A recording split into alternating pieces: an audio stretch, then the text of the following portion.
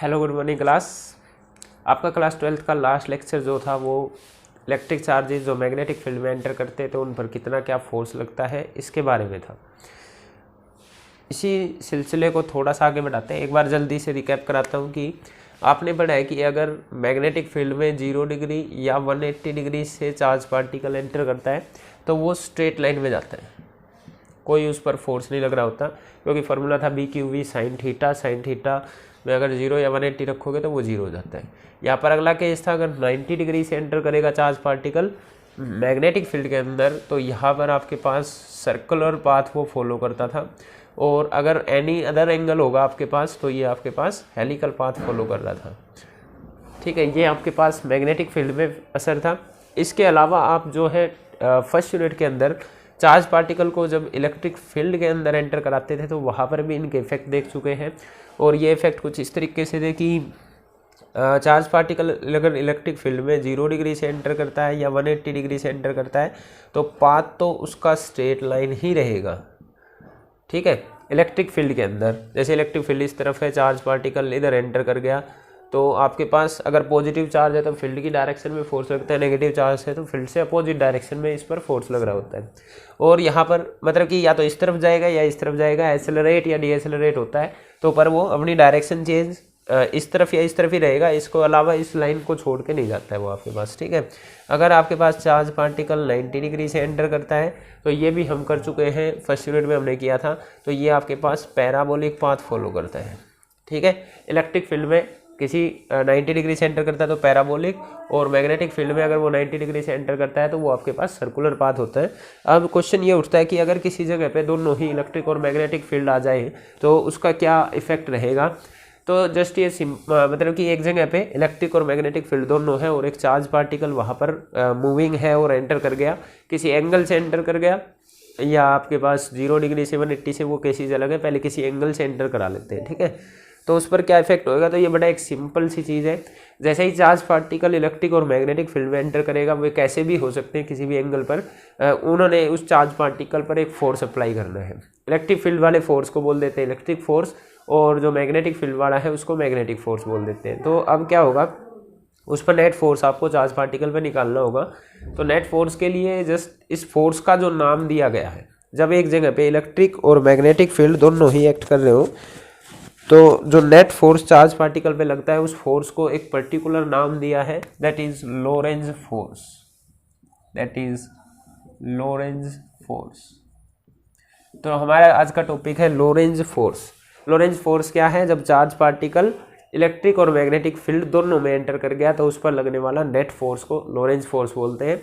छोटा सा टॉपिक है, कोई खास बड़ा टॉपिक है नहीं, और ये आपको पहले से ही आता है।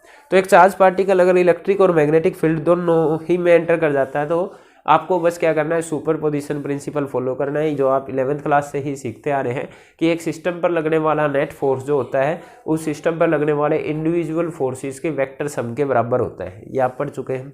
तो आपके पास बोलेंगे कि कहीं पर इलेक्ट्रिक और मैग्नेटिक फील्ड दोनों है और चार्ज पार्टिकल मूविंग है, एंटर कर गया, तो उस पर लगने वाला जो नेट फोर्स होगा जिसको आप लोरेंज फोर्स बोलते हैं, ये उस पर लगने वाले सभी इंडिविजुअल फोर्सेस के वेक्टर सम के बराबर होगा।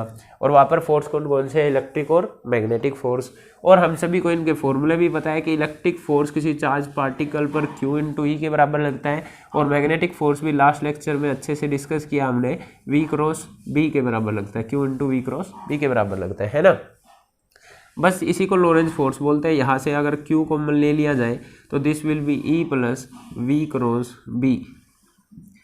ठीक है, ये आपके पास उस पर लगने वाला नेट फोर्स रहेगा। अगर इसमें कुछ स्पेशल केसेस डिस्कस किया जाए तो केस 1, अगर आपके पास इलेक्ट्रिक फील्ड, मैग्नेटिक फील्ड और जो वेलोसिटी है ये सब आपके पास कोलिनियर वेक्टर्स हैं, मतलब कि एक ही लाइन में एक्ट कर रहे हैं। इलेक्ट्रिक फील्ड भी इसी तरफ है, मैग्नेटिक फील्ड भी इसी तरफ है, और चार्ज पार्टिकल भी इसी साइड एंटर कर जाता है। ठीक है, v वेलोसिटी से। तो उस पर क्या रहेगा, देखिए अगर मैं बात करूँ V × B की, तो V और B के बीच में 0 डिग्री का एंगल बन रहा है तो क्रॉस हट के साइन थीटा 0 आएगा। या यहाँ से देख लो, जब 0 या 180 का एंगल हो मैग्नेटिक फील्ड में तो उस पर कोई फोर्स नहीं लगता है। तो इस केस में आपके पास मैग्नेटिक फोर्स तो 0 ही हो गया। जब linearly direct charge particle magnetic field की डायरेक्शन में एंटर करता है तो उस पर नेट फोर्स 0 होता है। हाँ, इलेक्ट्रिक फील्ड वाला जो फोर्स है वो लगेगा, क्योंकि वो हरदम ही लगता है। चार्ज पार्टिकल चाहे रुका हो, चाहे वो चल रहा हो, चाहे किसी भी एंगल से एंटर करे। तो इस केस में v क्रॉस b को हटा के v b साइन 0 आएगा, तो ये पार्ट तो हट गया। तो आपके पास जो नेट फोर्स है सिर्फ इलेक्ट्रिक फोर्स बन जाएगा, और that will be equal to q into E. तो इस तरीके से कई सारे आप केसेस इसमें करना चाहे तो कर सकते हैं। इसमें एक स्पेशल केस और है, हम इनको इलेक्ट्रिक फील्ड और मैग्नेटिक फील्ड और जो वेलोसिटीज हैं इनको 90 डिग्री पर कर लेते हैं, ठीक है। तो उस 90 डिग्री पर जब अगर ये हो, मतलब इलेक्ट्रिक फील्ड और मैग्नेटिक फील्ड एक दूसरे से 90 डिग्री पर हो, या तो 0 डिग्री पर है, 90 डिग्री पर कर लेते हैं, तो इसका इफेक्ट क्या रहेगा ये नेक्स्ट स्टडी कर रहे हैं। ये लॉरेंज फोर्स था, इसमें और कुछ खास नहीं है, ठीक है। मतलब नेट फोर्स है, सुपरपोजिशन प्रिंसिपल, जो 11th क्लास से ही हम पढ़ते आ रहे हैं। ओके, नेक्स्ट है आपके पास वेलोसिटी फिल्टर। मतलब जब इसमें पॉजिटिव ये इलेक्ट्रिक फील्ड और मैग्नेटिक फील्ड 90 डिग्री पर हो जाए तो हम वेलोसिटी फिल्टर पढ़ते हैं, इसके लिए वेलोसिटी फिल्टर। और आपको बता दूं कि ये टॉपिक जो है 1 नंबर में कई सालों से पूछा जा रहा है, ठीक है। एक गैप दे के या कैसे भी करके पूछा जरूर जा रहा है ये क्वेश्चन यहाँ से 1 नंबर में, ठीक है। तो छोटा सा टॉपिक है।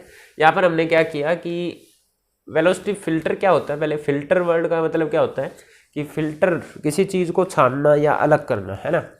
तो मान लो एक चार्ज पार्टिकल्स की बीम आ रही है, उसमें अलग अलग टाइप के चार्ज पार्टिकल हैं और वे अलग अलग वेलोसिटी से चल रहे हैं, और आप क्या चाह रहे हो कि उसमें से एक पर्टिकुलर वेलोसिटी वाले चार्ज पार्टिकल्स को अलग करना चाह रहे हो और बाकियों को अलग रखना चाह रहे हैं, ठीक है। तो आपका क्या मकसद है कि बहुत सारे चार्ज पार्टिकल जो अलग अलग वेलोसिटी से आ रहे हैं उनमें से आप चाह रहे हैं कि सारे एक जगह पे ना मिले, आपको बस एक पर्टिकुलर को अलग करना है। तो इसके लिए आप वेलोसिटी फिल्टर यूज़ करते हैं, मतलब वेलोसिटी के अकॉर्डिंग फिल्टर कर रहे हो कि भाई ये वेलोसिटी वाला चाहिए, ये वाला वेलोसिटी वाला नहीं चाहिए चार्ज पार्टिकल। तो इसके लिए क्या करते हैं आप, एक परपेंडिकुलर इलेक्ट्रिक और मैग्नेटिक फील्ड अप्लाई कराते हैं। तो इसके लिए कुछ ऐसा होता है कि आपके पास जैसे ये कैपेसिटर की प्लेट है या 2 कंडक्टिंग प्लेट है।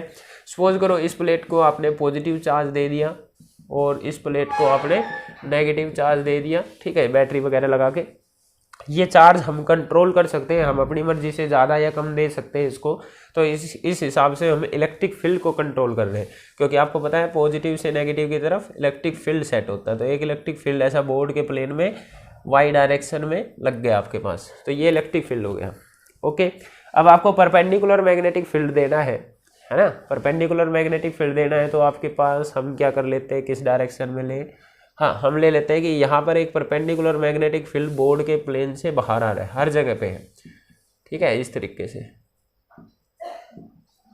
अंदर भी ले सकते हैं, वहाँ भी ले सकते हैं। तो ये मैग्नेटिक फील्ड बोर्ड से बाहर और ये इलेक्ट्रिक फील्ड ऐसा तो एक दूसरे से 90 डिग्री पर है। अब क्या हो रहा है, एक चार्ज पार्टिकल्स की बीम आ रही है इधर से, जिसमें पार्टिकल्स अलग अलग वेलोसिटी से चल रहे हैं। तो आपने क्या किया, यहाँ पर एक स्लिट लगा ली पहले, ऐसा स्लिट मतलब एक छोटा सा रास्ता है, इसमें से चार्ज पार्टिकल्स की बीम को एंट्री देंगे इस परपेंडिकुलर इलेक्ट्रिक और मैग्नेटिक फील्ड में, और फिर यहाँ पर आपके पास एक स्लिट और लगा देंगे इस तरीके से, बिल्कुल उसके सामने, बिल्कुल उसके सामने, और ये यहाँ ऊपर तक है। अगर कोई चार्ज पार्टिकल इसके सामने सामने आएगा, सीधा सीधा आएगा तो बाहर निकलेगा, अदरवाइज अगर यहाँ से यहाँ टकरा गया या यहाँ टकरा गया तो वो बाहर नहीं जा पाएगा। और यहाँ पर आपके पास एक बोल लो कि एक स्क्रीन है, इसको बोल रहे हैं स्लिट, ये भी क्या है स्लिट, और ये आपके पास है परपेंडिकुलर इलेक्ट्रिक और मैग्नेटिक फील्ड इस रीजन में, ठीक है। तो ये चार्ज पार्टिकल एंटर करता है, तो मान लो कोई चार्ज पार्टिकल v वेलोसिटी से एंटर करता है, यहाँ पर इस पर लगने वाला कोई फोर्स नहीं है, क्योंकि यहाँ पर ना कोई इलेक्ट्रिक फील्ड है ना कोई मैग्नेटिक फील्ड है, तो ये यहाँ तक तो आराम से जाएगा, ठीक है। जैसे ही आपके पास इस मैग्नेटिक और इलेक्ट्रिक फील्ड में एंटर करता है तो इस पर लॉरेंज फोर्स लगने स्टार्ट होंगे, या अलग अलग तरीके से डिस्कस करें तो इस पर इलेक्ट्रिक और मैग्नेटिक फोर्स दोनों लगने स्टार्ट करेंगे। तो इलेक्ट्रिक फोर्स होता है Q इंटू ई, और अगर ये सपोज करो पॉजिटिव चार्ज पार्टिकल है तो पॉजिटिव चार्ज पर जो आपके पास फोर्स लगता है वो फील्ड की डायरेक्शन में लगता है, इलेक्ट्रिक फील्ड की डायरेक्शन में लगता है। तो अगर ये पॉजिटिव चार्ज है तो इलेक्ट्रिक फील्ड जो हमने ऊपर की तरफ बनाया हुआ है, ये पॉजिटिव से नेगेटिव की तरफ, तो इस पर फोर्स लगेगा ऊपर वाली साइड में यहाँ पर, तो FE इलेक्ट्रिक फील्ड तो ऊपर की तरफ लग रहा है, ठीक है। अब बात करते हैं मैग्नेटिक फोर्स की। तो मैग्नेटिक फोर्स निकलता है V क्रॉस B से, पॉजिटिव चार्ज के लिए V क्रॉस B से निकलता है। तो आप क्या करेंगे, वेलोसिटी की डायरेक्शन में फिंगर करते हैं। वेलोसिटी इस साइड है, वेलोसिटी की डायरेक्शन में फिंगर किया, मैग्नेटिक फील्ड की डायरेक्शन में मोड़ना है, तो मैग्नेटिक फील्ड बोर्ड से बाहर है। तो आप क्या करेंगे, वेलोसिटी की डायरेक्शन में फिंगर करा, मैग्नेटिक फील्ड की डायरेक्शन में मोड़ा, तो फोर्स आ रहा है आपके पास नीचे की साइड, है ना। ऐसा कर लो, वेलोसिटी की डायरेक्शन में फिंगर करा, बोर्ड से बाहर मैग्नेटिक फील्ड है, तो फोर्स आ रहा है नीचे की तरफ। तो इस पर जो मैग्नेटिक फोर्स लग रहा है ये आपके पास लगता है नीचे की साइड, ठीक है। ऑलराइट, अब यहाँ पर आपके पास कुछ केसेस बनते हैं। अगर मैं इस पर नेट फोर्स लिखूँ तो F ऊपर है, FB नीचे की तरफ है, तो आपके पास नेट फोर्स जो है ये अपोजिट है। इलेक्ट्रिक फोर्स और मैग्नेटिक फोर्स अपोजिट है। अब यहाँ पर कुछ केस हो सकते हैं। केस 1, अगर आपके पास इलेक्ट्रिक फोर्स मैग्नेटिक फोर्स से ज़्यादा है किसी चार्ज पार्टिकल के लिए, ठीक है, इलेक्ट्रिक फोर्स मैग्नेटिक फोर्स से ज़्यादा है। इलेक्ट्रिक फोर्स आपके पास कितना होता है, Q × E, और आपके पास ये ज़्यादा है मैग्नेटिक फोर्स है। मैग्नेटिक फोर्स मतलब कितना है, BQV, मतलब आपने E की इलेक्ट्रिक फील्ड ज़्यादा अप्लाई कर दिया, मैग्नेटिक फील्ड थोड़ा कम अप्लाई किया, तो आपके पास E/B is greater than V। ऐसा ही आया ना भाई, V को इधर ले आया, तो E/V अगर ग्रेटर देन V है या बोल लो किसी पार्टिकल की वेलोसिटी E/B रेशियो से अगर कम है, किसी पार्टिकल की वेलोसिटी E/B रेशियो से कम है, तो ये आपके पास इलेक्ट्रिक फील्ड डोमिनेट कर रहा है, तो इलेक्ट्रिक फील्ड वाला फोर्स डोमिनेट करेगा। Fe ज़्यादा है ना, तो चार्ज पार्टिकल Fe की तरफ चला जाएगा, सीधा नहीं रहेगा, क्योंकि ये डोमिनेट कर रहा है, तो ये जहाँ के वहाँ टकराएगा और बाहर नहीं निकल पाएगा। अगर आपके पास मैग्नेटिक फोर्स ज़्यादा है तो इसकी ताकत ज़्यादा है, ये नीचे खींच ले जाएगा पार्टिकल को, क्योंकि ये नीचे ले जाना चाहता है, तो भी पार्टिकल बाहर नहीं जा पाएगा। तो वो केस सेकंड है, अगर आपके पास मैग्नेटिक फोर्स ज़्यादा है। ओके, तो आपको क्या करना है, E और B को चेंज करते रहना है। अगर किसी पार्टिकल को, एक पर्टिकुलर वेलोसिटी वाले पार्टिकल को सिलेक्ट करना है, तो E/B इस तरीके से करना है कि E/B आपके पास V के बराबर आ जाए, तो वो वाला केस ही वेलोसिटी फिल्टर वाला केस बनेगा। ये केस कौन सा है, जब Fe और FB आपके पास बराबर हो जाए। अगर ये दोनों बराबर हो जाते हैं तो इस इक्वेशन से आपके पास QE = BQV, मैंने इधर साइन थीटा क्यों नहीं लगाया, क्योंकि 90 डिग्री का एंगल है वेलोसिटी और मैग्नेटिक फील्ड। यहाँ से आपके पास E/B, Q से Q कैंसिल, E/B आ जाता है V। जिस पार्टिकल की वेलोसिटी इस E/B रेशियो के बराबर होगी, या आपको पता है कि मेरे को ये वेलोसिटी वाला पार्टिकल सेलेक्ट करना है, तो उसी के अकॉर्डिंग E/B रेशियो करनी है आपको, उसकी वेलोसिटी के बराबर आए E/B रेशियो, ठीक है। तो ऐसे सिलेक्ट कर देंगे तो उसके ऊपर इलेक्ट्रिक फोर्स और मैग्नेटिक फोर्स दोनों के दोनों बराबर हो जाएंगे। अगर बराबर हो गए तो आपके पास चार्ज पार्टिकल ना ऊपर जाएगा ना नीचे जाएगा, ये आपके पास स्ट्रेट लाइन में निकल जाएगा, और यहाँ पर आपको वो फिल्टर होकर आपको मिल जाता है, ठीक है। इसको बोलते हैं वेलोसिटी सेलेक्टर या वेलोसिटी फिल्टर। यहाँ पर आपके पास इस पर 1 नंबर में क्वेश्चन पूछा जाता है कि E/B किसके बराबर होता है, तो ये वेलोसिटी के बराबर होता है, और एक्चुअली में ये इलेक्ट्रोमैग्नेटिक वेव में जाके पूछा जाता है, तो ये स्पीड ऑफ लाइट के बराबर होता है, ठीक है। तो आप यहाँ से 1 नंबर का जो क्वेश्चन बनता है वो बनता है E/B जो होता है आपके पास इलेक्ट्रिक फील्ड और मैग्नेटिक फील्ड की रेशियो, ये आपके पास स्पीड ऑफ लाइट के बराबर होती है। तो E/B = C, ये आगे निकल भी आएगा। तो 1 नंबर में यहाँ से क्वेश्चन पूछ लेते हैं। E दे दिया, B दे दिया, C निकलवा लिया, सॉरी E दे दिया, B निकलवा लिया। इस तरीके से अगर करना हो तो E/B C के बराबर होता है। ये फॉर्मूला आप लगा सकते हैं, ठीक है। ये था आपके पास वेलोसिटी फिल्टर। अब हम इसी सिलसिले को थोड़ा सा आगे बढ़ाते हैं और नेक्स्ट टॉपिक पे चलते हैं। ये आपके पास है कि एक करंट कैरिंग वायर को मैग्नेटिक फील्ड में रख दिया तो उस पर कितना फोर्स लगेगा। ये भी आप 10th क्लास में करके आए। ऑलराइट, तो हमारे पास नेक्स्ट टॉपिक है कि आपके पास एक करंट कैरिंग वायर है, ऑलराइट, इसको मैग्नेटिक फील्ड में रखा है यूनिफॉर्म में, तो उस पर कितना फोर्स लगेगा। पहली बात तो फोर्स ही क्यों लगेगा, तो आपके पास आप बोलेंगे कि भाई आप जो ये आपके पास करंट कैरिंग वायर है, अगर मान लो इसमें इस तरफ आपके पास I करंट जा रहा है, तो करंट बनता है इलेक्ट्रॉन्स के उल्टी डायरेक्शन में मूव करने से, तो इलेक्ट्रॉन आपके इस डायरेक्शन में आ रहे होंगे डेफिनेटली, ठीक है। उनकी कुछ वेलोसिटी भी होगी, और वो वेलोसिटी आप सभी को पता है वायर में वो ड्रिफ्ट वेलोसिटी से मूव करते हैं। तो ड्रिफ्ट वेलोसिटी से चार्ज पार्टिकल ही तो मूव कर रहा है। अगर इसको आप एक मैग्नेटिक फील्ड में रख देते हैं किसी एंगल थीटा पर जो एक्ट कर रहा है, तो ये एक तरीके से वही केस हो गया कि एक चार्ज पार्टिकल एक एक्सटर्नल मैग्नेटिक फील्ड में रखा है, तो उस पर क्या फोर्स लगता है, BQV, यही होता था। तो BQV आपको पता है ऐसा, जैसे मैंने ये करंट कैरिंग वायर था, इस पर एक मैग्नेटिक फील्ड अप्लाई कर दिया किसी थीटा एंगल से, तो आप बोलते हैं कि जो इसमें इलेक्ट्रॉन्स मूव करते हैं उसकी वजह से करंट बनता है, और एक इलेक्ट्रॉन पे, एक चार्ज पार्टिकल पे मेरे को फोर्स निकालना आता है कि आपके पास फोर्स होता है Q इंटू में V क्रॉस B, और यहाँ पर आपके पास जो वेलोसिटी है ये ड्रिफ्ट वेलोसिटी है। ड्रिफ्ट वेलोसिटी सेकेंड यूनिट में हम करके आए थे, ठीक है।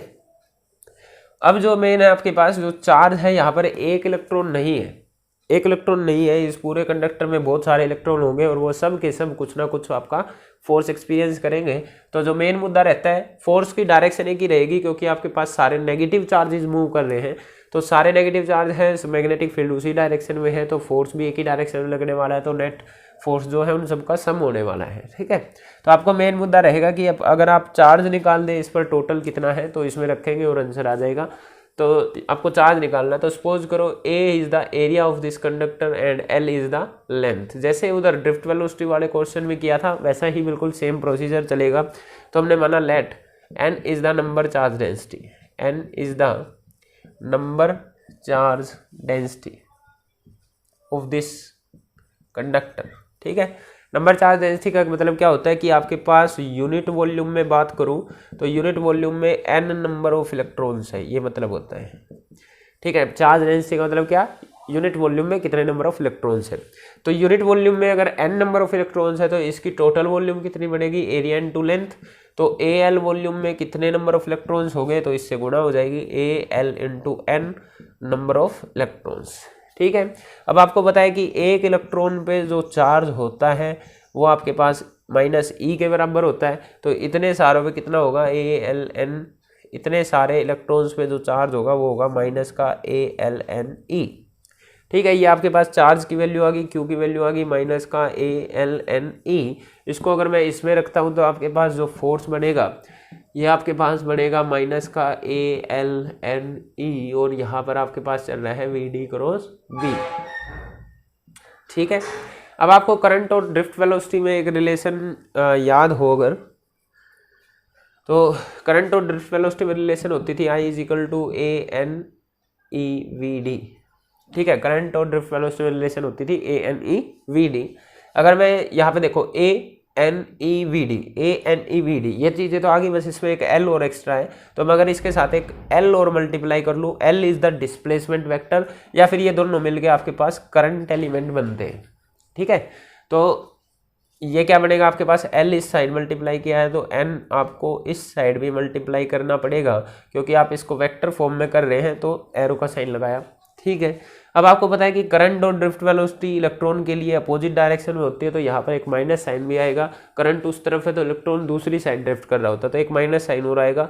मैं इससे इस इक्वेशन में रखूँगा तो आपके पास क्या बनेगा कि जो फोर्स है, मैं ALNEVD को हटा के क्या लिख रहा हूँ, I इंटू में L, माइनस के ANEVD को हटा के I इंटू L लिख दिया, और यहाँ पर आपके पास क्रॉस में आपके पास B ही रह गया।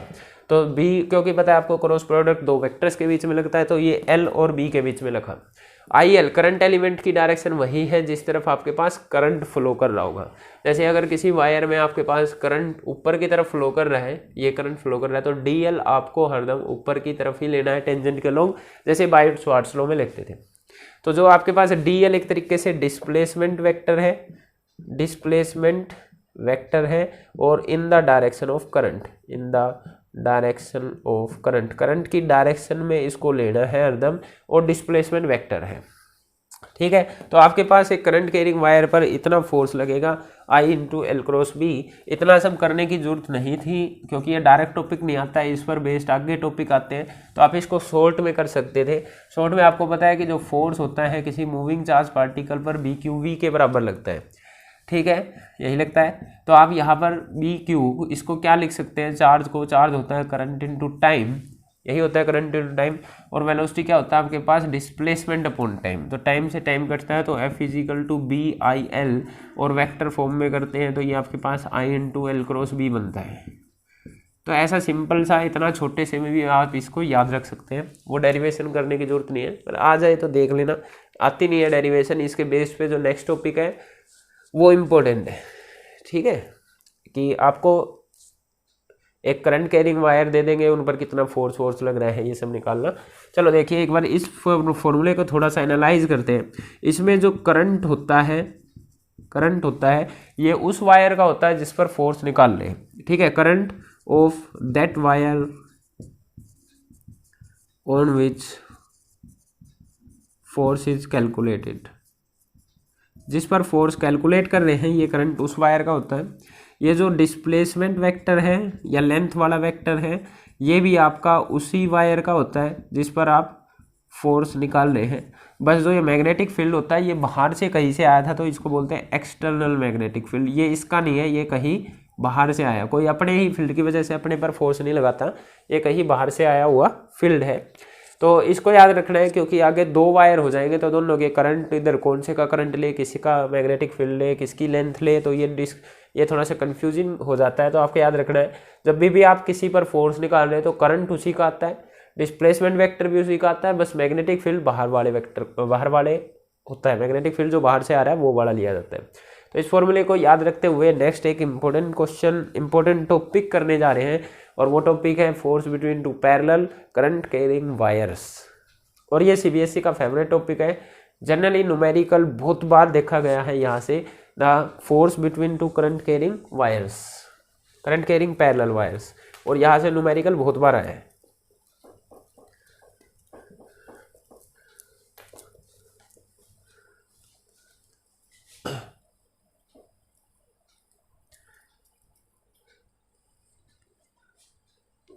एक बात और, इसकी डायरेक्शन कैसे निकालेंगे, एल क्रॉस बी की डायरेक्शन निकालनी आती है ना, करंट की डायरेक्शन में फिंगर करा, मैग्नेटिक फील्ड की डायरेक्शन में मोड़ा तो फोर्स आ जाएगा, है ना।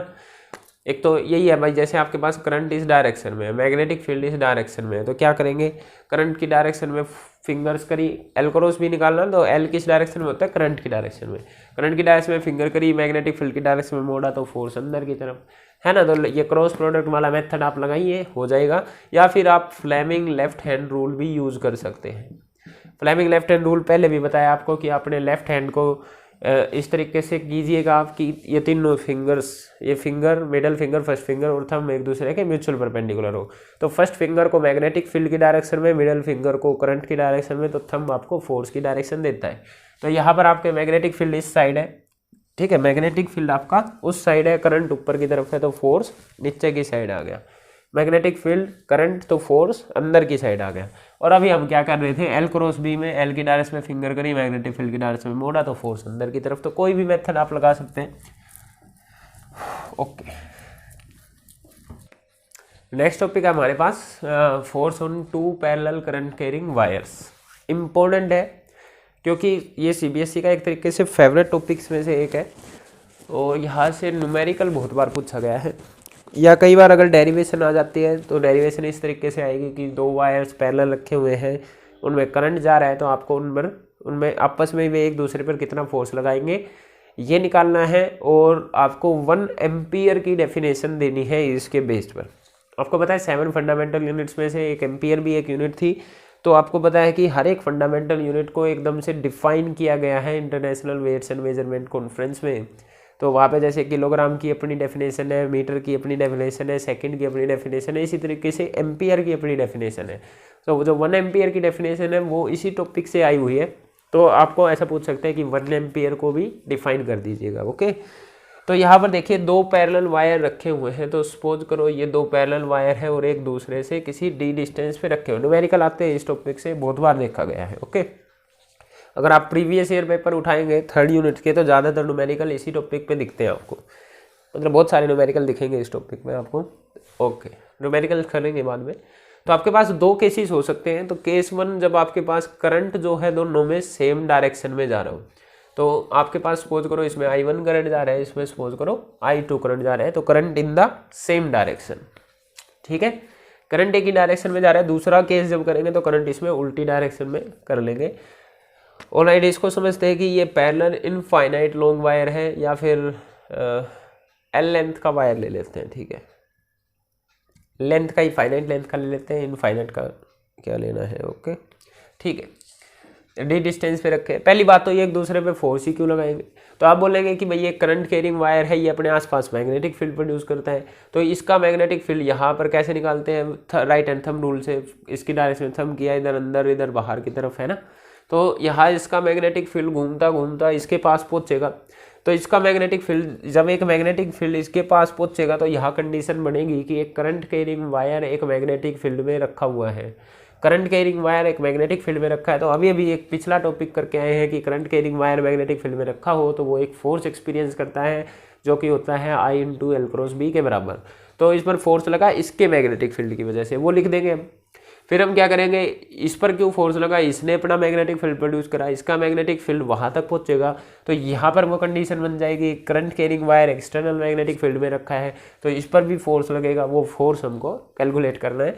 तो पहले मैं इस वायर 1 की वजह से इस वायर 2 पर फोर्स निकाल लेता हूँ। तो इसका मैग्नेटिक फील्ड बनाओ, इसका मैग्नेटिक फील्ड इधर अंदर इधर बाहर की साइड कोसेंट्रिक सर्कल्स होते हैं। तो I1 करंट इसमें जा रहा है इस तरीके से, यहाँ अंदर की तरफ, यहाँ बाहर की तरफ, यहाँ अंदर की तरफ, यहाँ बाहर की तरफ, क्लोज लूप बना लेना, यहाँ अंदर की तरफ, यहाँ बाहर, और लास्ट ये मैं बना रहा हूँ यहाँ तक पहुँचे आप, और ऐसा यहाँ अंदर की साइड मैग्नेटिक फील्ड है। मैग्नेटिक फील्ड टेंजेंट का लूप बनाया जाता है, यहाँ आपके पास बाहर की साइड है, अंदर की साइड मतलब बोर्ड से अंदर की तरफ जा रहा है। क्योंकि ये फर्स्ट वायर ने प्रोड्यूस किया तो मैं इस मैग्नेटिक फील्ड का नाम दे लेता हूँ B1। आप लिख सकते हैं कि B1 is the magnetic field due to the wire 1, wire 1 की वजह से मैग्नेटिक फील्ड है B1 आपके पास। Okay, alright. अब आपको यहाँ पर क्या कंडीशन बन गई कि एक करंट कैरिंग वायर है, वो एक एक्सटर्नल मैग्नेटिक फील्ड B1 में रखा हुआ है, तो वो कोई फोर्स एक्सपीरियंस करेगा। Let's say this is force on wire second due to 1, ऐसा लिख लेता हूँ। ठीक है, आपके पास जनरल फॉर्मूला अभी भी निकाला था हमने, फोर्स होता है आपके पास I × में L×B, इस टाइप का फॉर्मूला था। इसमें आपके पास I करंट उसी वायर का होता था, तो यहाँ पर जब आप लिखोगे तो करंट इसी वायर का लिखना है जिस पर आप फोर्स लगा रहे हैं, तो I2। ठीक है, यहाँ पर आपके पास लेंथ उसी वायर की होती थी, तो इस वायर की लेंथ लेनी है तो मैं सपोज करो इसको लिख लेता हूँ L2। Okay, displacement cross magnetic field external होता था, तो मैग्नेटिक फील्ड इस वाले का यूज हो रहा है जो कि हम ऑलरेडी B1 मान चुके हैं, तो ये हो गया आपके पास फोर्स इस पर जो लग रहा है। ठीक है, अगर मैं इसका क्रॉस हटाता हूँ तो ये बनता है I2 L2 B1 sin 90 degree, क्योंकि आपके पास L ये करंट की डायरेक्शन में होता है, करंट इस तरफ है। ठीक है, और मैग्नेटिक फील्ड बोर्ड से अंदर जा रहा है, तो करंट ऊपर मैग्नेटिक फील्ड बोर्ड से अंदर, तो 90 डिग्री का एंगल बनता है, cos 91 होता है आपके पास, सॉरी sin 91 होता है, तो ये बना आपके पास B1 L2 I2। ठीक है, ये बन गया आपके पास F21 की स्केलर फॉर्म, क्रॉस प्रोडक्ट आपने हटा दिया। ठीक है, यहाँ से मैं अगर पर यूनिट लेंथ निकालना चाहूँ तो वो बात की बात है। अब ये जो मैग्नेटिक फील्ड है मेरे को इसका पता है, एक करंट कैरिंग वायर की वजह से उससे डी डिस्टेंस दूरी पर मैग्नेटिक फील्ड बायोट-सावर्त लॉ में भी किया है आपने, एम्पियर्स लॉ में भी किया है। तो ये आपके पास कितना आता था अगर आपको याद हो, अगर मैं एक बार जल्दी से इसको आपको निकाल के भी दिखाऊं एम्पियर्स लॉ से, तो एम्पियर्स लॉ बोलता था कि the line integral of magnetic field over a close loop is equal to mu naught time total current threading it. तो मान लो आई करंट जा रहा है इस बाउंड्री पर, ठीक, यहाँ से आपके पास cos 0 बनता था, cos 0 1 होता था, यहाँ से BDL आ जाता था, that is equal to mu naught time I, और इसको आप 2πr लिख के ये बनता था आपके पास म्यू नॉट आई अपॉन में 2πr, या इसको आप नीचे 2 से मल्टीप्लाई करो, 2 से डिवाइड करो तो 2 mu not I upon 4πr भी बनता था। ये आपको बायोट-सावर्त लॉ से भी आता है।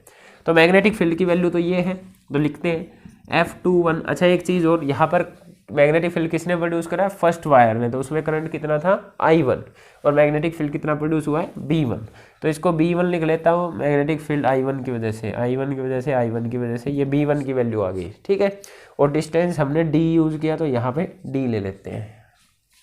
तो F21 कितना बनेगा, I2 L2 तो था ही, B1 की वैल्यू आपने निकाली है 2 times mu not upon 4π into में I1, और यहाँ पर क्या आ गया D।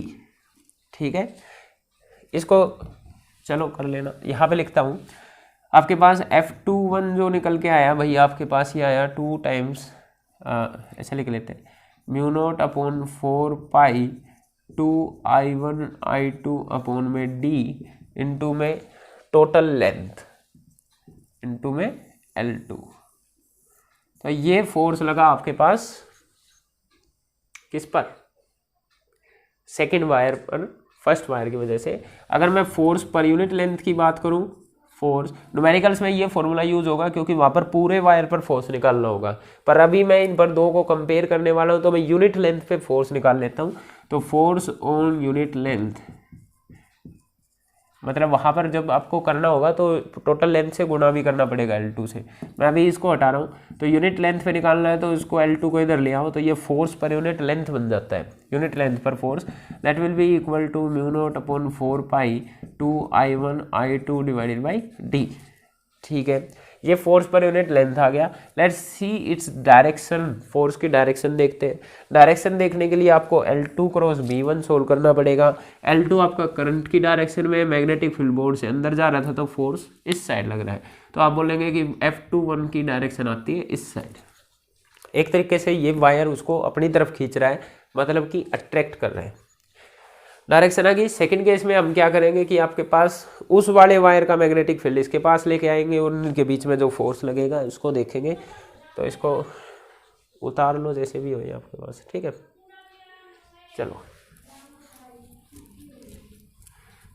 चलो दूसरे केस में एक बार मैं सिंपल सा छोटा सा कर देता हूँ, बिल्कुल सेम स्टेप्स पे आपके पास रहेगा। इधर I1 करंट था, इधर I2 करंट था। अब की बार ये मैग्नेटिक फील्ड प्रोड्यूस करेगा और इसका मैग्नेटिक फील्ड इस वायर तक पहुँचेगा। इसका मैग्नेटिक फील्ड इधर अंदर है, इस साइड बाहर की तरफ आ रहा है आपके पास। तो मैग्नेटिक फील्ड अब की बार जब इस पॉइंट पे हम देखेंगे तो ये बाहर की तरफ आ रहा है और इसका नाम दे लेता हूँ B2 क्योंकि उस वाले वायर ने प्रोड्यूस किया। तो मैग्नेटिक फील्ड अब की बार बाहर की तरफ है, करंट आपका ये है, फिर से 90 डिग्री वाला केस है, डिस्टेंस आपके पास फिर से D है।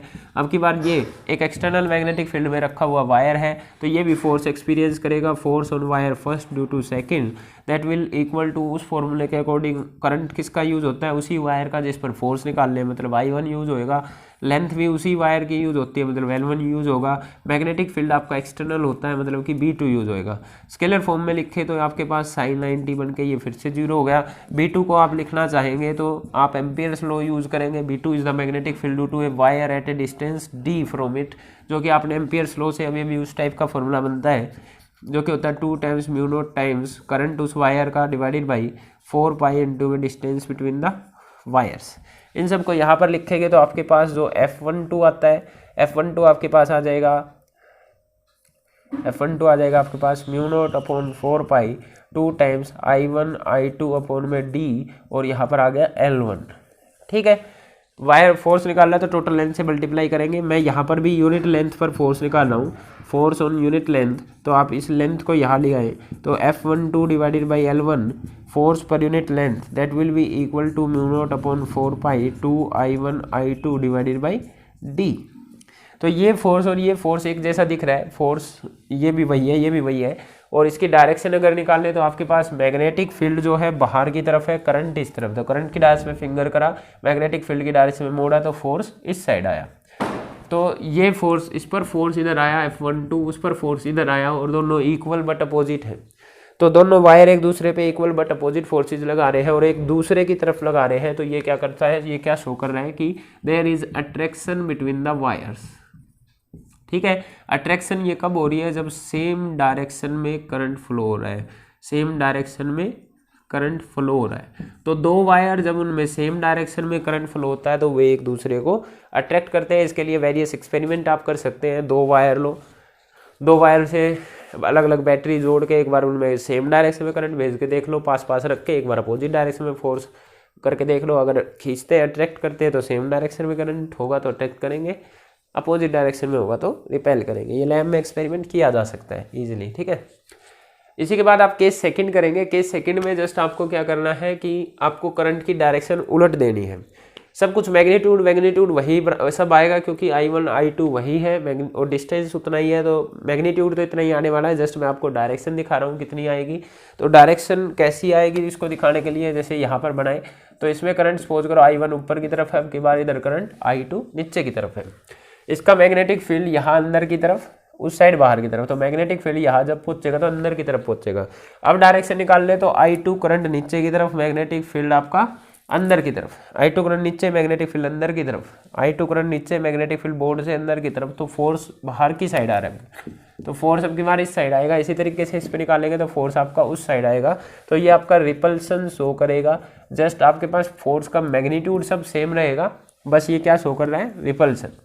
तो जब आपके पास करंट कर लेना, उसको भी ऐसे ही करना है, बिल्कुल सेम स्टेप चलेंगे, कुछ भी चेंज नहीं आएगा, सेम स्टेप चलेगा, बस लास्ट में जाके डायरेक्शन आपकी एक की उधर आएगी एक की इधर आएगी, तो जो रिपल्शन आपका शो करेगा सेम स्टेप से। फोर्स पर यूनिट लेंथ उतना ही आने वाला है। तो ये यूनिट लेंथ का फोर्स है, अगर एल लेंथ में निकालना हो तो एल से गुणा करेंगे आप, ऑलराइट। तो अगर वायर में सेम डायरेक्शन में करंट है तो अट्रैक्ट करते हैं, अगर अपोजिट डायरेक्शन में करंट है तो वो एक दूसरे को रिपेल कर रहे होते हैं, ठीक है। अब यहाँ से 1 एम्पियर को कैसे डिफाइन करें, तो देखिए आपके पास force is equal to mu not upon 4 pi, और यहाँ पर बना आपके पास 2I1I2 अपॉन में फोर्स पर यूनिट लेंथ है एक्चुअली में आपके पास, डिवाइडेड बाय डिस्टेंस। ओके, तो एक बार इसको फोर्स ही मान लेते हैं, एक तरीके का फोर्स ही है ये, यूनिट लेंथ में लगने वाला फोर्स है। तो आपके पास ये कितना है आपके पास, अगर मैं इसको सोल्व करूँ, म्यू नॉट अपॉन 4 पाई को इसकी वैल्यू होती है 10⁻⁷ और गुणा में 2, I1I2 को एज इट इज़ ले लेते हैं। मान लो दोनों वायर में सेम करंट फ्लो रहा है I और I का, ठीक है। डिवाइडेड बाय डिस्टेंस को सपोज करो मैं ले लेता हूँ 1 मीटर, तो इस तरीके से मैंने F को लिख दिया। मैंने क्या किया, 2 वायर लिए, दोनों वायर में I करंट फ्लो हो रहा है, सेम करंट फ्लो करा दिया मैंने, मेरे को नहीं पता कितना करंट है, और दोनों के बीच का जो डिस्टेंस है उनको एक दूसरे से 1 मीटर के डिस्टेंस पे रख दिया। इनके बीच का फोर्स कैलकुलेट किया, जब ये अट्रैक्ट या रिपेल करेंगे, अट्रैक्ट भी कर सकते हैं रिपेल भी कर सकते हैं depending on the direction of current. तो अगर ये एक दूसरे को 2 × 10⁻⁷ न्यूटन के फोर्स से अट्रैक्ट या रिपेल कर ले, तो एक बार मैं इसमें भी ये फोर्स रखता हूँ तो इधर क्या आएगा, 2 × 10⁻⁷, तो इधर भी है I और I को गुणा करें तो I² डिवाइडेड बाई 1 मीटर, ये कट गया आपके पास, यहाँ से I² इज इक्वल टू 1 आया, या I बोल लो कि आप 1 एम्पियर के पास आया वो, ठीक है, ±1 एम्पियर, ठीक है। ये क्या शो कर रहा है कि 1 एम्पियर करंट कब बना, तो इसकी डेफिनेशन मैं ऐसे डिफाइन कर सकता हूँ कि अगर 2 पैरेलल वायर्स हैं, एक दूसरे से 1 मीटर के डिस्टेंस पे रखे हुए हैं और दोनों में सेम करंट फ्लो हो रहा है, अगर उस सेम करंट फ्लो होने की वजह से ये एक दूसरे को 2 × 10⁻⁷ न्यूटन के फोर्स से अट्रैक्ट या रिपेल करें, तो आप उस टाइम पे बोलेंगे कि उन दोनों वायर्स में जो करंट था वो 1 एम्पियर का करंट था। The current is said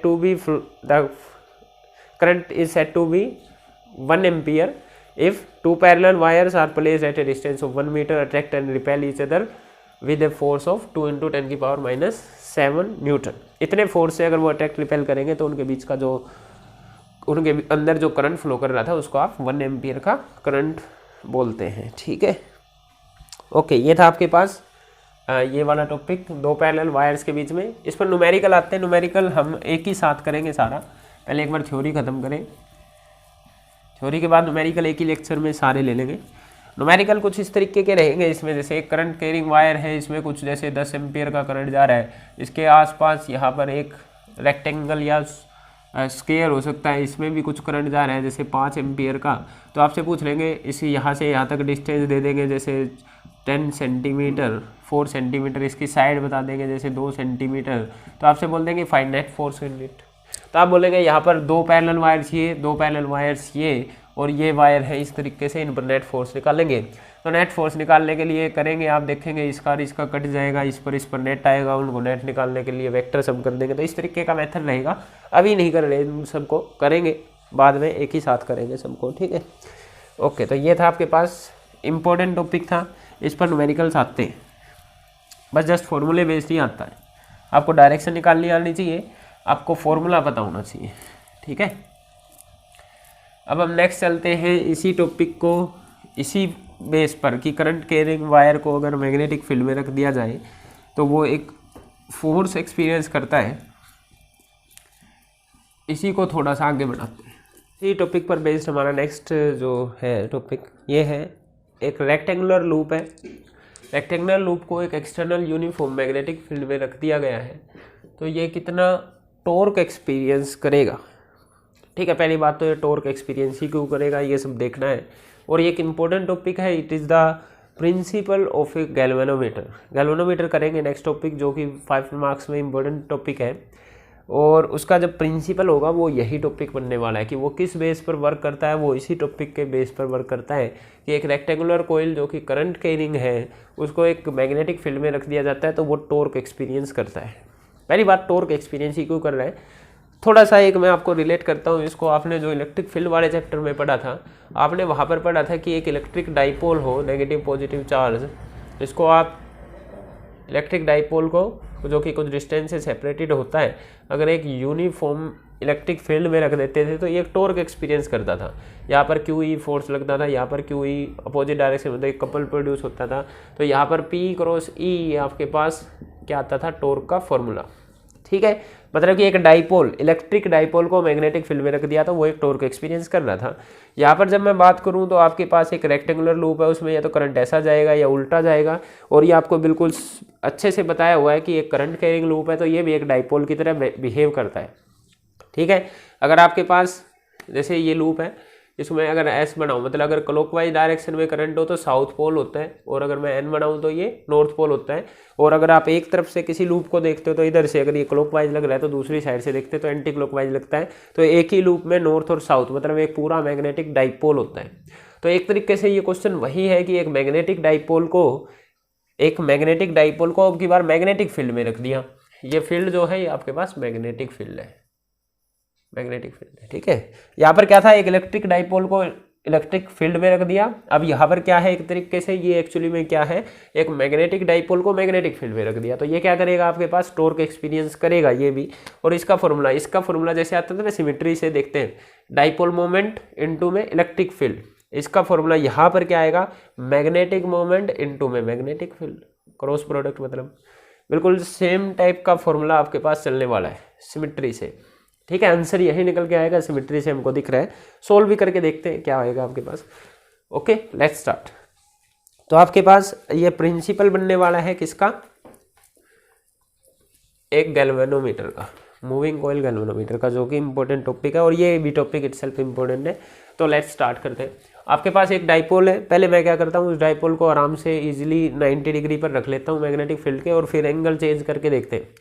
okay, तो पहले हमारे पास ये एक इस तरीके का एक रेक्टेंगुलर लूप है जो ऐसा रखा हुआ है। ठीक है, इसका नाम दे लेते हैं जैसे PQRS, और इसमें करंट सपोज करो ऐसा जा रहा है आपके पास, क्लॉकवाइज डायरेक्शन में करंट है आपके पास I के बराबर। सपोज करो एक यूनिफॉर्म मैग्नेटिक फील्ड इस डायरेक्शन में लग रहा है आपके पास, यूनिफॉर्म मैग्नेटिक फील्ड जिसकी वैल्यू है B के बराबर। तो ये मैग्नेटिक फील्ड इधर सब उस तरफ जा रहा है और करंट आपके पास ये बोर्ड के प्लेन में बना हुआ है। ठीक है, अगर मैं इस पर नेट फोर्स की बात करता हूँ, टॉर्क पर बाद में जाएंगे, पहले फोर्स की बात करता हूँ। अगर मैं इस पर नेट फोर्स की बात करूँ तो पहली बात तो फोर्स लगेगा ही, क्यों, तो फोर्स क्यों लगेगा, तो आप बोलेंगे एक current carrying wire magnetic field में रखा है तो वो एक फोर्स एक्सपीरियंस करता है, जिसका फॉर्मूला होता है I×L×B। L is the displacement vector, या फिर आपका करंट की डायरेक्शन में एक वेक्टर होता था। ठीक है, लेंथ वाला वेक्टर। तो इसके लिए क्योंकि हर एक ब्रांच में अलग अलग डायरेक्शन में करंट जा रहा है तो मैं हर एक पे अलग अलग फोर्स निकाल लेता हूँ। तो सबसे पहले मैं इस वाली QR पर फोर्स निकालता हूँ, तो फोर्स ऑन QR। ठीक है, अगर मैं बात करूँ तो फोर्स का फॉर्मूला होता था करंट जो उसमें फ्लो हो रहा है इनटू में जो उसकी लेंथ है, लेंथ यहाँ पर जैसे एक रेक्टेंगल है तो ये मान लेता हूँ ब्रेड्थ, और ये लेंथ मान लेता हूँ, और ये मान लेता हूँ ब्रेड्थ। ठीक है, तो QR की लेंथ आएगी आपके पास L के बराबर, क्रॉस में मैग्नेटिक फील्ड आपके पास B के बराबर। जब इसको सोल्व करेंगे तो ILB साइन थीटा आएगा। Theta is the angle between DL vector या L वेक्टर और मैग्नेटिक फील्ड। अब मैग्नेटिक फील्ड भी उसी तरफ है, DL वेक्टर भी उसी तरफ है, तो एंगल कितना बनेगा 0 डिग्री का, तो साइन 0 0 हो जाएगा। इन द सेम वे आप जब नीचे वाला निकालेंगे PS पर, तो यहाँ पर भी जब आप ILB, यहाँ पर भी लेंथ उतनी है ना, रेक्टेंगल है ILB, और यहाँ पर भी साइन 0, यहाँ पर क्या आएगा L उस डायरेक्शन में, मैग्नेटिक फील्ड डायरेक्शन में, तो साइन 180 डिग्री आएगा, और साइन 180 यहाँ पर ये भी 0 हो जाएगा। तो नेट इस पर कोई फोर्स नहीं लग रहा है, इस पर कोई फोर्स नहीं लग रहा है जब मैग्नेटिक फील्ड इस तरीके का।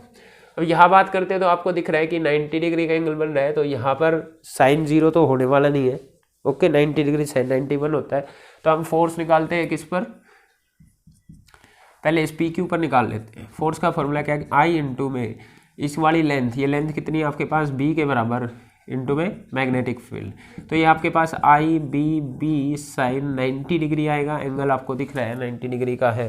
ठीक है, तो ये यहाँ पर इतना फोर्स लग रहा है आपके पास I×B के बराबर। और जब उस वाली पे बात करूँगा तो F आपके पास वो नाम है SR का, तो वहाँ पर भी IBB आ जाएगा साइन 90 डिग्री। ओके, 90 डिग्री का ही एंगल बन रहा है वहाँ पर। तो ये फोर्सेस दोनों बराबर हैं। अब इनकी डायरेक्शन की बात करते हैं। तो डायरेक्शन की बात करें तो फोर्स की डायरेक्शन की क्या निकालते हैं, करंट की डायरेक्शन में फिंगर करी, मैग्नेटिक फील्ड की डायरेक्शन में मोड़ा, तो फोर्स लगा अंदर की तरफ। तो इस पर फोर्स लग रहा है अंदर की साइड। ठीक है। उस वाले में बात करें तो करंट नीचे है, करंट की डायरेक्शन में फिंगर करी, मैग्नेटिक फील्ड की डायरेक्शन में मोड़ा तो फोर्स लग रहा है बोर्ड से बाहर। तो यहाँ पर बोर्ड से बाहर फोर्स लग रहा है, यहाँ पर बोर्ड के अंदर फोर्स लग रहा है। तो ये क्या करेगा, जैसे आपके पास ये है कोयल है, ये ऐसा ऐसे, ठीक है, ऊपर वाले और नीचे वाले पे तो जीरो हो गया, एक कोयल पर अंदर की तरफ फोर्स लग रहा है, एक पर बाहर की तरफ, तो ये क्या करेगा, रोटेट करना स्टार्ट करेगा। ये भाई ये कोयल ऐसे इधर अंदर की तरफ मेरी साइड फोर्स लगा, इधर बाहर की तरफ, तो होगा क्या, इक्वल बट अपोजिट फोर्सेज लग रहे हैं और मैग्नीट्यूड बराबर है, इक्वल बट अपोजिट फोर्सेज लग रहे हैं, तो एक कपल प्रोड्यूस करेगा जिसकी वजह से ये क्या करनेगा, रोटेट करना स्टार्ट करेगा, रोटेट करेगा। अच्छा, मैं अगर इस पर नेट फोर्स पूछूं, ये था आपके पास डाउनवर्ड और ये था आपके पास अपवर्ड, तो अगर मैं नेट फोर्स पूछूं तो नेट फोर्स कैसे निकलता है आपके पास, सब लगने वाले फोर्सेस का वेक्टर सम करेंगे, तो यहाँ और यहाँ तो जीरो ही हो गया था और ये एक दूसरे से अपोजिट और मैग्नीट्यूड में भी बराबर है, तो नेट फोर्स इस पर लगने वाला जीरो, फोर्स कुछ नहीं लग रहा क्योंकि इक्वल बट अपोजिट फोर्सेज है, ऊपर वालों पे जीरो, इधर वाले पे आपके पास जितना बाहर उतना ही अंदर, तो ये भी आपके पास जीरो था, नेट फोर्स जीरो है। बट यहाँ पर टॉर्क लगेगा टॉर्क का फॉर्मूला होता है फोर्स इनटू परपेंडिकुलर डिस्टेंस। तो आपके पास देखिए ये इस तरीके से ये कोयल थी, इधर अंदर की तरफ फोर्स लग रहा है, इधर बाहर की तरफ फोर्स लग रहा है, तो परपेंडिकुलर डिस्टेंस जहाँ पर फोर्स लग रहा होता है ना, जस्ट उनके बीच का स्ट्रेट परपेंडिकुलर डिस्टेंस को बोलते हैं। ये कितने के बराबर है, मान लिया यहाँ से यहाँ तक का डिस्टेंस कितना है, एल लेंथ के बराबर रेक्टेंगल का, तो ये एल के बराबर है। तो जब आप टॉर्क निकालेंगे तो force into perpendicular distance, force तो इनके बराबर है आई बी बी, और परपेंडिकुलर डिस्टेंस आपके एल के बराबर है, तो टॉर्क लगता है I B into length, length into breadth क्या होता है, एरिया इंटू में मैग्नेटिक फील्ड। तो इस टॉर्क को अगर मैं लिखता हूँ तो ये करंट इंटू एरिया होता है आपके पास मैग्नेटिक मोमेंट, और ये आपके पास B current into area magnetic moment होता है, ये बता चुका हूँ आपको। जब इसको आप वेक्टर फॉर्म में लिखते हैं तो एक्चुअली में ये दो वेक्टर्स के बीच में एम क्रॉस बी बन के आता है, सिंपल सा है। फिर साइन थीटा जो आपके पास एंगल है वो मैग्नेटिक मोमेंट और मैग्नेटिक फील्ड के बीच में, ठीक है, क्रॉस को हटाते तो साइन थीटा आ जाता है ना, ओ सॉरी, यहाँ पे इस टाइम पे 90 डिग्री का एंगल है। वैसे अगर मैं इसको लिखूँ तो देखिए ये क्या बनता है आपके पास एम बी साइन 90, इस टाइम पे एंगल 90 डिग्री है, तो 90 डिग्री जो एंगल है तभी ये साइन 90 हो गया, एम बी आया है। इसमें हमको साइन नहीं दिख रहा, पर मैं इसके साथ साइन 90 लगा दूँ तो इसको एम क्रॉस बी लिख सकता हूँ, ठीक है। अब ध्यान देना कि जो थीटा है यहाँ पर एम और बी के बीच का एंगल है, एम क्या होता है मैग्नेटिक मोमेंट, मैग्नेटिक मोमेंट आपके पास क्या होता है करंट इनटू एरिया, और अगर आपके पास एन नंबर ऑफ टर्न है तो इसको एन से भी मल्टीप्लाई कर देते हैं, ठीक है, एन से भी मल्टीप्लाई कर देते हैं। या अगर एन नंबर ऑफ टर्न्स होती है उस लूप के ऊपर ऐसे वायर लपेट रखे होते हैं बहुत सारे, तो वो एन नंबर ऑफ टर्न से एन से और मल्टीप्लाई कर देते हैं, तो यहाँ एन और आ जाता है, ठीक है, एन नहीं वो एम में चला जाता है। ओके, यहाँ पर एरिया जो होता है आपके पास एरिया वेक्टर होता है, तो ये मैग्नेटिक मोमेंट भी एक वेक्टर क्वांटिटी है, ठीक है, जैसे डाइपोल मोमेंट एक वेक्टर क्वांटिटी होता था, इसी तरीके से मैग्नेटिक मोमेंट एक वेक्टर क्वांटिटी होती है, और इसकी डायरेक्शन वही होती है जो एरिया वेक्टर की डायरेक्शन होती है, ठीक है।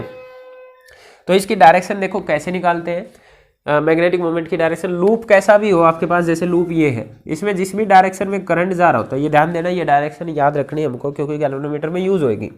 तो लूप में जिस भी डायरेक्शन में करंट जा रहा है, जैसे मैग्नेटिक फील्ड की डायरेक्शन निकालते थे, इसकी करंट की डायरेक्शन में फिंगर करेंगे तो जो थंब गया है उधर मैग्नेटिक मोमेंट की डायरेक्शन होगी।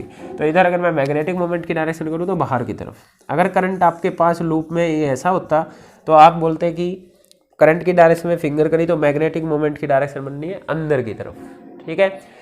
तो मैग्नेटिक मोमेंट की डायरेक्शन कैसे लेनी है आपको, जो भी सरफेस है जिसमें, जो भी लूप है जिसमें करंट जा रहा है उसकी डायरेक्शन में फिंगर्स कर्ल करेंगे, जो थंब देगा वो आपका मैग्नेटिक मोमेंट की डायरेक्शन देगा। तो जैसे इस वाले केस में आपके पास ये वाला केस है, क्लॉकवाइज करंट है, तो ऐसा किया तो मैग्नेटिक मोमेंट अंदर की तरफ और फील्ड आपका इस तरफ था, मैग्नेटिक मोमेंट अंदर की तरफ है, तो डेफिनेटली 90 डिग्री का एंगल बन रहा है, तो ये चीज़ आ रही है हमारे पास, ठीक है। एंगल याद रखना है किसके बीच का आया है, फाइनली जाके किन के बीच का एंगल आया है, मैग्नेटिक मोमेंट और बी के बीच का एंगल आया है, ठीक है। चलिए इसको अभी और आगे बढ़ाते हैं। अभी तो ये हमने 90 डिग्री पे रख लिया था, ठीक है। 90 डिग्री पर रखने के बाद क्या हुआ, इस पर डाउनवर्ड फोर्स, इस पर अपवर्ड फोर्स, तो ये ऐसा घूमेगा।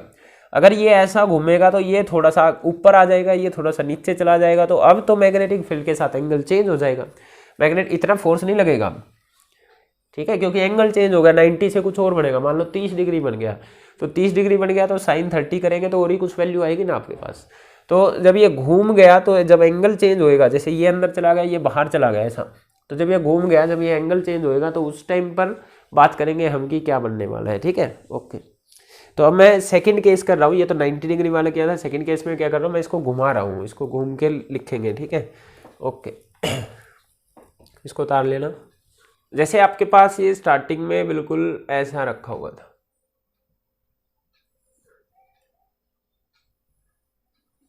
ठीक है, ये इसका जैसे मिड पॉइंट लगा लेते हैं इस तरीके से। अब मैं घुमाऊंगा इसको। ठीक है, ये आपके पास एल लेंथ थी इधर, ये आपके पास बी ब्रेड थी। अब क्या कर रहा हूँ, मैं इसको थोड़ा सा घुमा लेता हूँ, तो इसको किसी एंगल पे रख लेते हैं।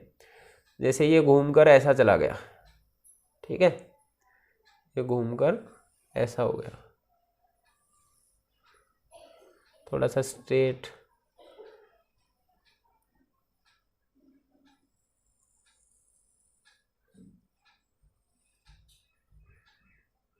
तो ये घूमकर आपके पास इस तरीके से हो गया। जैसे नाम दे रखे थे, शायद ऐसे दे रखे थे PQRS, तो अब की बार ये P है, ये Q है, ये R है और ये S है, इस तरीके से घूम गया है। ठीक है, तो शुरुआत वाली कंडीशन वो थी, अब वाली कंडीशंस ये है। मैं मैग्नेटिक फील्ड को चेंज नहीं कर रहा, मैग्नेटिक फील्ड भी वैसा ही और करंट भी वैसा ही। तो करंट आपके पास क्लॉकवाइज था, अभी भी करंट आपके पास क्लॉकवाइज है। एक बार ध्यान देना, फिगर में जो ये QR है ये अंदर से बाहर आ रहा है। ये बोर्ड में तो बना नहीं सकते, पर एक्चुअली में ये क्या है, जो QR वायर है ये ऐसा बोर्ड से ऐसा बाहर आ रहा है। फिर आपके पास ये RS है, फिर ये अंदर जा रहा है, जो SP है ये बोर्ड से अंदर जा रहा है, ये फिर ऐसा सीधा का सीधा पीछे है। ठीक है, अगर मैं एक जैसे ये लूँ तो ये कुछ इस तरीके का है कि आपके पास जो QR है बोर्ड से अंदर जा रहा है, ये आपके पास नीचे, और फिर ये वाला हिस्सा बोर्ड से अंदर जा रहा है, फिर ये बाहर आ रहा है, ये वाला बाहर आ रहा है, ये नीचे, ये अंदर, ये बाहर, इस तरीके से आपके पास। ठीक है, जैसे लूप है ऐसा, एक ये वाला अंदर जा रहा है, तो इसको अंदर ध्यान रखेंगे। बोर्ड पर दिखने में अंदर नहीं दिख रहा होगा, पर अंदर बोलना है आपको। ठीक है, ये अंदर की साइड जा रहा है, ये आपके करंट बाहर की साइड आ रहे हैं। अब मैग्नेटिक फील्ड मैंने चेंज नहीं किया, मैग्नेटिक फील्ड उसी डायरेक्शन में, पहले भी मैग्नेटिक फील्ड इसी तरफ आ रहा था, तो मैग्नेटिक फील्ड अभी भी इसी तरफ आ रहा है। ठीक है, ये मैग्नेटिक फील्ड आ रहे हैं। ऑलराइट, ठीक है, यहाँ पर देखिए मैग्नेटिक फील्ड और इस करंट जो इस तरफ है, इनके बीच में कोई एंगल बन रहा है। अब की बार उसको बोल लेते हैं थीटा। यहाँ पर आपको दिख रहा है अभी भी 90 डिग्री बन रहा है, यहाँ पर भी दिख रहा है अभी भी आपको 90 डिग्री बन रहा है। नहीं समझ में आ रहा है तो इसको ऐसे देखिए कि जो आपके पास मैग्नेटिक फील्ड जा रहा है वो उस साइड जा रहा है, मैग्नेटिक फील्ड जा रहा है वो उस साइड जा रहा है। करंट चेक करते हैं, एक करंट आपका बाहर आ रहा है, ये तो इसमें तो एंगल बन गया हमारे पास, ये टेढ़ा आ रहा था आपके पास।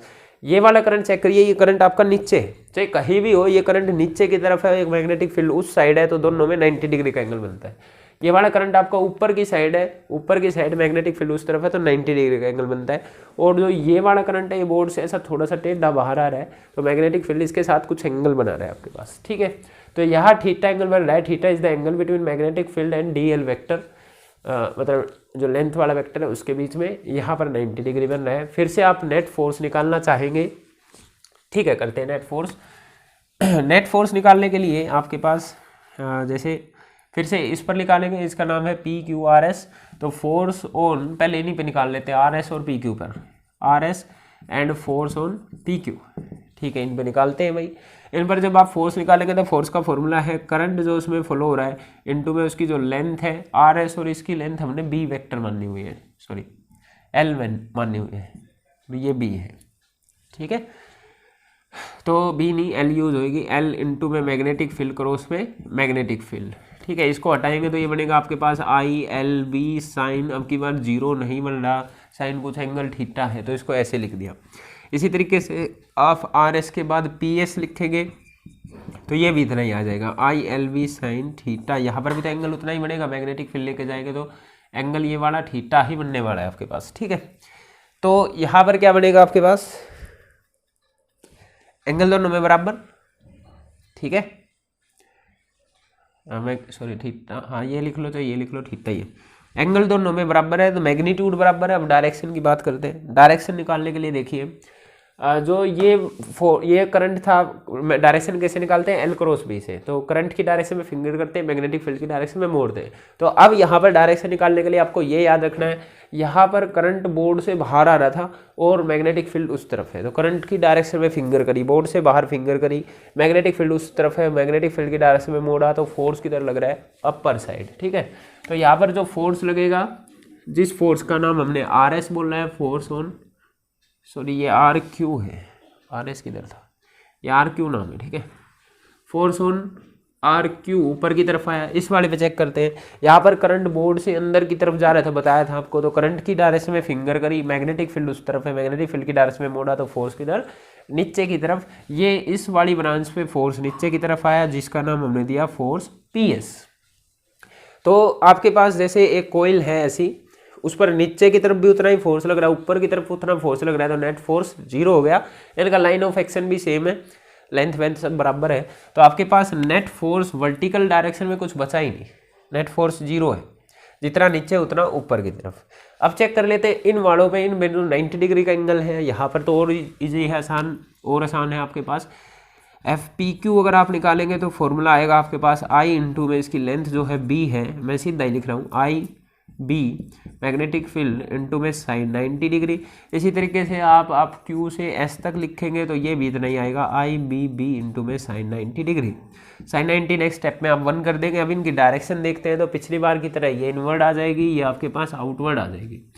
ठीक है, करंट की डायरेक्शन में फिंगर करा, मैग्नेटिक फील्ड की डायरेक्शन में मोड़ा तो अंदर, करंट की डायरेक्शन में फिंगर करी, मैग्नेटिक फील्ड की डायरेक्शन में मोड़ा तो बोर्ड से बाहर। तो पिछली बार की केस की तरह जैसे ये लूप था, तो एक पर अंदर की तरफ, एक पर बाहर की तरफ, ऊपर नीचे वाले बैलेंस हो गए और ये इक्वल बट अपोजिट मैग्नीट्यूड के, तो नेट फोर्स तो 0 है, पर इससे एक टॉर्क आएगा, एक कपल प्रोड्यूस होएगा। ठीक है, तो आप बोलेंगे कि जो नेट फोर्स है आपके पास, ये आपके पास डाउनवर्ड है और ये आपके पास अपवर्ड है, आउटवर्ड है। तो नेट फोर्स अभी भी 0 है, नेट फोर्स तो 0 रहेगा, अगर क्लोज लूप है तो 0 रहेगा, क्योंकि क्लोज लूप में डिस्प्लेसमेंट ही 0 हो जाती है। अब इस पर टॉर्क निकाल लें। ठीक है, टॉर्क निकाल लें। टॉर्क का फॉर्मूला है फोर्स इनटू परपेंडिकुलर डिस्टेंस। अब की बार परपेंडिकुलर डिस्टेंस आप सीधा सीधा नहीं निकाल सकते, क्योंकि आपके पास वायर टेढ़ा है। ठीक है, मतलब जो लूप है वो टेढ़ा है, तो परपेंडिकुलर डिस्टेंस सीधा सीधा नहीं निकलेगा। आप इसको सीधा सीधा परपेंडिकुलर डिस्टेंस नहीं बोल सकते, ये परपेंडिकुलर डिस्टेंस नहीं है, वायर ये एक तरफ से बाहर निकला हुआ है, तो ये परपेंडिकुलर डिस्टेंस बनेगा कुछ, क्योंकि वायर आपके पास टेढ़ा है। ठीक है, तो परपेंडिकुलर डिस्टेंस आपको थोड़ा सा निकालने के लिए थोड़ी सी ट्रिक लगानी पड़ेगी। तो देखिए, अगर मैं किसी लूप को ऊपर से देखता हूँ, जैसे कि मान लो ये एक लूप है,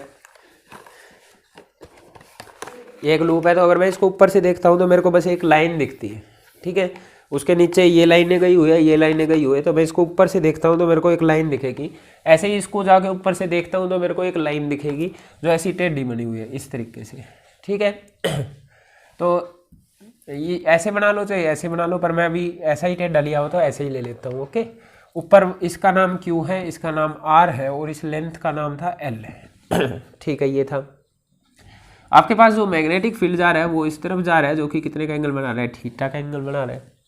ठीक है, आपके पास यहाँ एक डाउनवर्ड फोर्स आया था जो कि अंदर की तरफ लग रहा था, यहाँ एक आपके पास अपवर्ड फोर्स आया था जो बाहर की तरफ लग रहा था। ठीक है, थोड़ा सा ऊपर की तरफ इस तरीके से। ओके, तो इस पूरी की पूरी लाइन पर अंदर की तरफ फोर्स था, इस पूरी की पूरी लाइन पर बाहर की तरफ फोर्स था, और मैं जस्ट इसको ऊपर से देख रहा हूँ जैसे वो रखा हुआ है।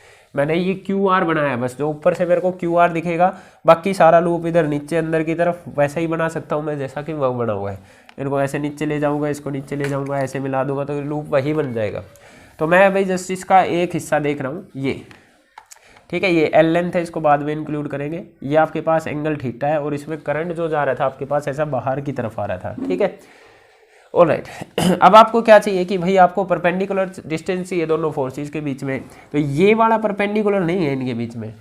ठीक है, परपेंडिकुलर निकालने के लिए मैं क्या करूँगा, इसको ये डाउनवर्ड ऐसा ही लगा लो क्रॉस से। ठीक है, मैं इसको थोड़ा सा ऐसा नीचे बढ़ाऊँगा और यहाँ से ऐसा मिला दूँगा। ठीक है, ये बनेगा इनके बीच में परपेंडिकुलर डिस्टेंस। देखो भाई, फोर्स जो है एक वेक्टर क्वांटिटी है, वेक्टर्स को पैरेलली शिफ्ट किया जा सकता है जब अपनी मर्जी से चाहे। तो इस क्रॉस को जैसे इधर शिफ्ट करके लाता हूँ मैं, ये क्रॉस को इधर शिफ्ट करके लाया, ये आपके पास इधर इस लाइन पे तो डॉट लग ही रहा था, तो अगर मैं उसको इधर शिफ्ट करके लेके आऊँ तो ये बनेगा इनके बीच में परपेंडिकुलर डिस्टेंस, ना कि वो। ठीक है, ऐसे यही बनेगा ना आपके पास। तो मेन काम आपको ये निकालना। अब आपको पता है कि ये एंगल अगर थीटा है तो ये एंगल भी थीटा होगा, क्योंकि इस तरीके का आपको ये और ये अल्टरनेट एंगल आप बोल सकते हैं, थीटा बनेगा। ठीक है, क्लियर है ना सभी को? उल्टा जेड हो चाहे सीधा जेड हो, कैसा भी हो, जेड तो है। तो ये एंगल और वो एंगल आपके पास बराबर होने वाला है, क्योंकि दो पैरेलल लाइंस है, पैरेलल लाइंस को कहीं काटो तो ये और ये एंगल बराबर होते हैं आपके पास। ठीक है, जेड में। ओके, ये एंगल थीटा बनेगा, तो इस ट्रायंगल में मेरे को ये निकालना है, ये क्यू और आर है, इसका नाम कुछ टी दे लेता हूँ। तो इस ट्रायंगल में मेरे को क्या चाहिए? टी आर चाहिए। मेरे को क्या चाहिए? T R. यहाँ से मैंने ऐसा 90 डिग्री नीचे ला के सीधा सीधा मिलाया था, तो ये तो बनेगा किसी ट्रायंगल का बेस, ये ट्रायंगल का बनेगा परपेंडिकुलर, और ये बनेगा आपके पास हाइपोटेन्यूज। ठीक है, तो आपको टी आर निकालना है, मतलब बेस चाहिए, और हाइपोटेन्यूज आपको पता है कि जो आर एस लेंथ थी, आर क्यू लेंथ थी, ये रेक्टेंगल की एल लेंथ के बराबर था। तो आपको हाइपोटेन्यूज पता है, बेस निकालना, तो बेस और हाइपोटेन्यूज में रिलेशन होती है कोस थीटा की। कोस थीटा लिखेंगे तो आप बोलेंगे कोस थीटा होता है बेस अपॉन हाइपोटेन्यूज, और बेस है आपके पास जो आपको चाहिए, जिसका नाम दिया है आपने टी आर, बेस हो गया। हाइपोटेन्यूज आपके पास एल के बराबर, तो यहाँ से टी आर आपके पास बराबर आता है एल कोस थीटा के। तो परपेंडिकुलर डिस्टेंस आ गया दो फोर्सेस के बीच में आपका एल कोस थीटा, वो इसमें रखेंगे तो आपके पास टॉर्क बनेगा फोर्स जो था आपके पास आई बी बी, साइन 90 तो 1 हो गया था, और परपेंडिकुलर डिस्टेंस कितना है आपके पास? एल कोस थीटा के बराबर। अगर मैं इसको चेक करता हूँ तो ये आपके पास यहाँ पर अगर मैं इसको लिखूँ तो टॉर्क बनेगा current into length into breadth, क्या होता है आपके पास? एरिया, और बी इंटू में कोस थीटा। ठीक है, ये बनेगा आपके पास। ओके, अगर there is N number of turns, N number of turns is present there, तो टॉर्क में आप लगा देंगे N I A B cos theta, N से मल्टीप्लाई कर देंगे, ये आपके पास टॉर्क बनेगा एन। ठीक है, एन आई और ए को आप current into area into N, इसको क्या बोलते थे? Magnetic moment, N B cos theta.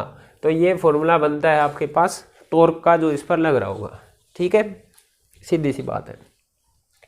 आपको ये डिस्टेंस चाहिए था, ये मैग्नेटिक फील्ड की डिस्टेंस, ये थीटा, तो इस तरीके से बेस अपॉन हाइपोटेन्यूज करके वहाँ निकाल लो, चाहे इधर निकाल लो। ओके, अब जो ये थीटा है, ये एंगल था आपके पास अभी तक, जो थीटा एंगल था ऊपर तक, ये एंगल आप कौन सा ले रहे थे? ये एंगल था आपके पास इस किसके बीच में? डीएल के बीच में और मैग्नेटिक फील्ड के बीच में। ठीक है, ये आपके पास जो करंट की डायरेक्शन थी उसके बीच में और मैग्नेटिक फील्ड के डायरेक्शन में एंगल होता था।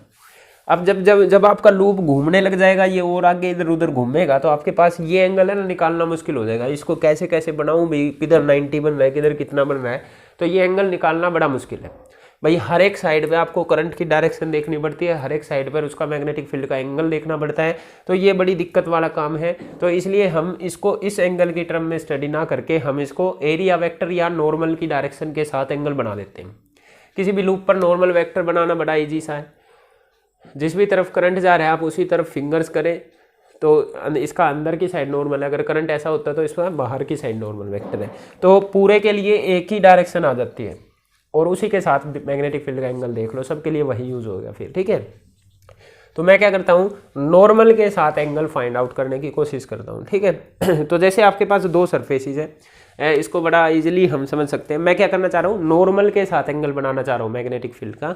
तो आप एक चीज़ चेक कीजिए कि यहाँ पे बना रहा हूँ मैं, आपके पास एक ऐसा वायर, एक कुछ भी चीज़ है, और ये मैग्नेटिक फील्ड, सपोज करो ये करंट था, ये मैग्नेटिक फील्ड है, ये लूप इस तरीके से है, मान लिया। ठीक है, इनके बीच में एंगल बन रहा है आपके पास थीटा, बन गया। अब मैं इस सरफेस पे नॉर्मल बनाना चाहता हूँ, तो नॉर्मल लाइन क्या होगी, इस पर परपेंडिकुलर होगी, ये इस पर नॉर्मल बन गया। ठीक है, इस पर परपेंडिकुलर।